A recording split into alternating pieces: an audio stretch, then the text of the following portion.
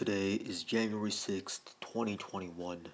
Now, originally, today was just supposed to be a day where the Electoral College votes were certified by the Senate and by Mike Pence specifically. Today was just supposed to be that the Electoral College votes for the 2020 presidential election, they were just supposed to be certified because Joe Biden has won the presidential election. He will become the next president of the United States.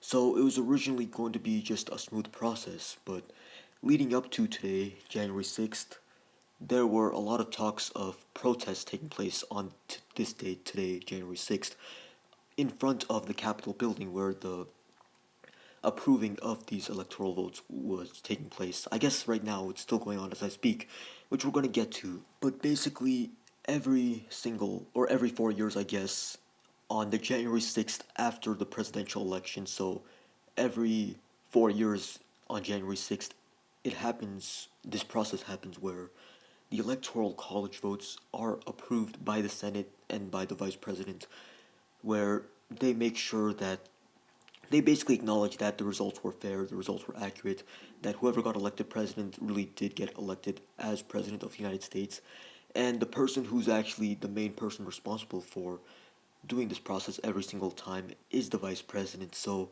exactly 20 years ago on this date, on January 6th, 2001, because George Bush hadn't technically become inaugurated yet, Al Gore was still the vice president of the United States on January 6th, 2001, which is exactly 20 years ago. But he was also the guy who lost to George W. Bush in the 2000 presidential election that took place in November of 2000. That's the election that went on for an entire month because it came down to a few hundred votes in the state of Florida, the 2000 election. So it was a lot closer back then than it was now. The 2000 election, it came down to one state, and for over a month it was uncertain which candidate won that election between Bush and Gore. But in the end, George Bush ended up winning by a narrow margin. So a few weeks later, on January 6th, Al Gore was the vice president at the time, but he was also the guy who lost the election. So for him, it must have sucked seeing all those electoral college votes that voted in favor of George Bush and not for himself. But he still was the one who had to verify those results. So for him, that must have sucked. But here's the thing: that was a peaceful process 20 years ago when the election was a lot closer between Bush and Gore. Back then, it came down to just one state and a few hundred votes, and Al Gore lost by such a narrow margin, and he was the one who approved of the electoral college votes. But even then, it was not as chaotic as things were today.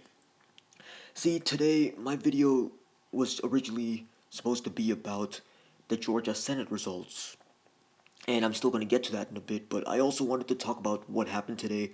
I'm going to make another video tomorrow or the day after going into more detail about what all happened today, but so much has happened today that I'm not prepared to make a video about this event yet.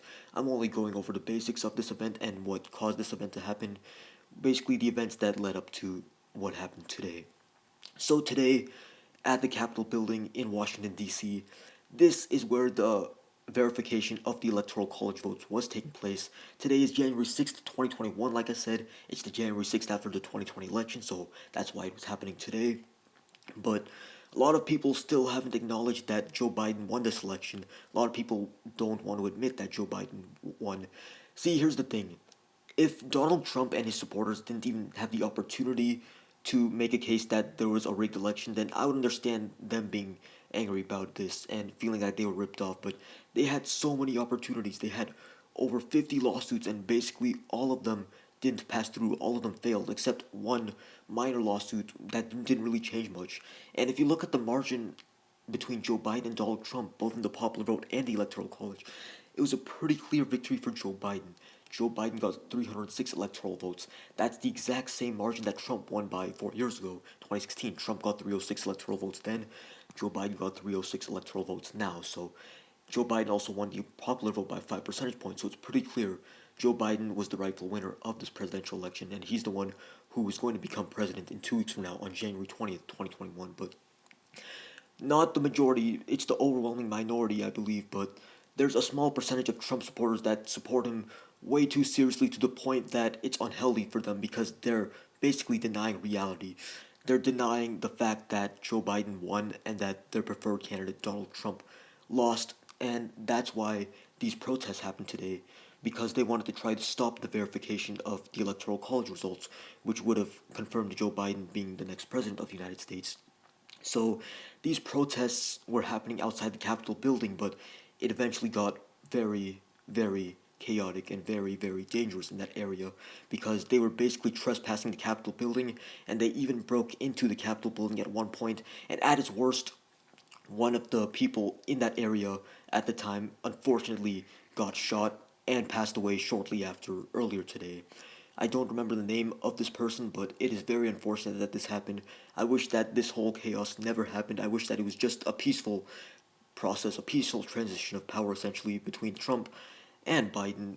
Like, if Trump never had the opportunity to make a case that the election was rigged, then I would understand the outrage. But he had many opportunities, but all of his allegations were false, and that's why Joe Biden is still the winner of this election. But not a lot of people, it's a small minority of Trump supporters, but they don't seem to understand that their candidate lost. And some people got very angry about it. That's how deeply they supported Trump. But it got to the point where they were protesting outside the Capitol building, and it even got violent. There was a lot of violence, and a lot of cops had to patrol that area. But that is what all I'm going to talk about now in terms of that topic. I'm planning on making another video tomorrow or the day after, maybe even a few days from now. It's just so much to take in. So much has happened today. I honestly woke up pretty late today by the time I woke up because I took a few hour nap. Today was a pretty busy day for me. I had work to finish, so I wanted to take a nap before I did my work so that I could be well rested for that. But during that nap, that's when all of this chaos went down. That's when all this protesting and all the riots began in Washington, D.C. So when I woke up, I was absolutely frightened. I was absolutely disturbed with what was going on. I woke up to all this chaos on the news. I turn on CNN, I see chaos. MSNBC, chaos. Fox News, chaos. It was scary. It was scary as hell. So I was not planning on making this sort of video. Originally, I was just planning on talking about yesterday's Senate election results in Georgia, which I'm going to get to now. So, moving on to a lot less of a disturbing topic, Jon Ossoff and Raphael Warnock, the Democratic challengers in the 2021 Georgia Senate runoff elections, both won their Senate races. They both won their respective Senate races. They were both Democrats challenging the Republican incumbents in that state for the two Senate seats, and both of these elections took place yesterday. Now, I made a video talking about this election yesterday, but at the time when I made that video, not, not many of the results were in. A small percentage of the results were in at the time, so I had no idea at the time who was going to win. And leading up to this election, I made the prediction that yeah, Raphael Warnock would win his race against Kelly Loeffler because Kelly Loeffler was a controversial candidate, but I thought that David Perdue still had a much better chance of winning his race than Jon Ossoff because I thought David Perdue was a more solid candidate who was actually elected 6 years ago, and he wasn't as controversial as Kelly Loeffler. So I thought that David Perdue would win his Senate race even if Raphael Warnock won his, but I was wrong in my prediction. It turns out that both Democrats won their Senate races.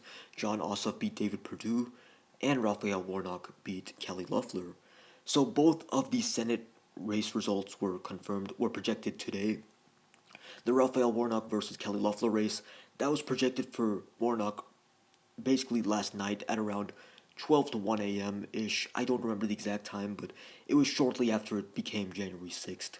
That is when it was called for Raphael Warnock, that Senate race. And it was a lot clearer at the time that Raphael Warnock would win his Senate race than it was for Jon Ossoff because for a while it was very close with Team Perdue and Ossoff. They were basically at a 50-50 tie. At first, Perdue was winning. Actually, at first, Ossoff and Warnock were both up by a lot, but then Perdue and Loeffler caught up, and they were ahead by a little bit for a while. But then more mail-in ballots came in, or not even mail-in ballots, sorry, more votes in heavily Democratic areas, basically the big cities. Those votes came in, and that's what put both Ossoff and Warnock at over the top. First, Warnock beat Loeffler, but later on, Ossoff beat Perdue. I think Warnock had quite a bit of an easier time winning his Senate race than David. Jon Ossoff did for the reasons I stated. Kelly Loeffler is more controversial than David Perdue. I think that both candidates, both Democratic candidates, did an equally good job of campaigning for the respective Senate races, but I think the fact that Kelly Loeffler was more controversial, that's why Raphael Warnock did a better job in his Senate race, and that's why his Senate race results were confirmed earlier than Jon Ossoff. But earlier today, before all these protests began in the Capitol, outside the Capitol building, that's when it was confirmed that John Ossoff would be the winner of his respective Senate race. So, what exactly does this mean? Well, first of all, it means that the Democrats now have exactly 50 seats in the Senate, and the Republicans also have exactly 50 seats in the Senate. So it's a dead tie in the Senate in terms of political party affiliation. That's also if you count Bernie Sanders and Angus King as Democrats. Technically, they are independents, but they often vote with the Democrats and often caucus with the Democrats. So they are considered part of the 50 usually. So in that aspect, it's a 50-50 tie between the Democrats and the Republicans in the Senate. But here's the thing. We know that Kamala Harris and Joe Biden are going to be vice president and president respectively. And when in the event that there's a tie in the Senate, meaning that there's a 50-50 dead tie between two political parties or just two sides of an issue, the vice president is the one who breaks the tie. The vice president is the one who acts as the 101st vote because that way you have an odd number of votes in the Senate and it's impossible for there to be a tie. Since Kamala Harris is a Democrat, since Joe Biden and Kamala Harris are both Democrats, what's important here is the fact that Kamala Harris is a Democrat because the vice president is the one who breaks the tie in the Senate. Since Kamala Harris is a Democrat and she's going to be vice president, she will be the one who's going to break all the ties in the Senate. And since she's a Democrat, she will usually side with the Democrats when there's a 50-50 tie, which means that the Democrats essentially have control over the Senate because when it comes down to a tie, Kamala Harris will side with the Democrats, and Democrats essentially have control over the Senate because of that. This means that Mitch McConnell is now the Senate minority leader, not the Senate majority leader. It also means that Chuck Schumer is now the majority leader and not the minority leader. So that's pretty interesting. I honestly think that one of the major reasons why this happened was because Mitch McConnell was refusing to pass $2,000 stimulus checks. So Trump and many senators and members of the House were thinking of passing a $2,000 stimulus check to Americans across the country, but Mitch McConnell, along with many other Republicans and probably a few Democrats also, were not on board with this. So that's one of the reasons why I think Mitch McConnell is now the minority leader, not the majority leader, but also the fact that a lot of people in Georgia who would have voted for the Republican candidates decided not to vote because they thought their vote didn't matter. They might have thought that the election was fraudulent because of the presidential election. Like I mentioned earlier, a lot of people, not a lot of people, but some people who voted for Republicans in the 2020 election might not have shown up this time because they thought their vote didn't matter. Regardless of what the reasons are for John Ossoff and Raphael Warnock both winning their respective Senate races, that's the reality. Both Democrats own the Senate seats in Georgia. This is a pretty rare event. This hasn't happened in a long time where both Democrats own the Senate seats. I honestly don't even know the last time that both Democrats controlled the Georgia Senate seats. It's probably not been for many decades. I know, like, many decades ago, Democrats used to control all the southern states, so probably like many decades ago, Democrats controlled the Senate in Georgia, but in the last few decades, Republicans have always held at least one Senate seat in the state of Georgia, but this, I think, represents a massive shift towards the left in Georgia and many other states, but I think this election cycle specifically, we saw that Georgia has the ability to vote for Democrats and that they've been consistently shifting more and more towards the left in recent years. Like, they already voted for Biden 2 months ago in the presidential election, but now they voted for both Democrats in the Senate races. Not just one, but both. Both Warnock and Ossoff won their respective Senate races. The other interesting thing is that John Ossoff will now be the youngest senator serving in the U.S. Senate, and he'll be the youngest United States senator elected in a long time. The minimum age to be a United States senator is 30. You have to be at least 30 years old to be a senator in the United States. John Ossoff is only 33 years old. He was born in 1987, so he will be the youngest senator in the United States Senate for the next 2 years. Before him, it was Josh Hawley, the youngest senator in the United States from Missouri. But John Ossoff is younger than Josh Hawley by almost 8 years. Josh Hawley was born in 1979. John Ossoff was born in 1987. So anyway, I think that's it for this video.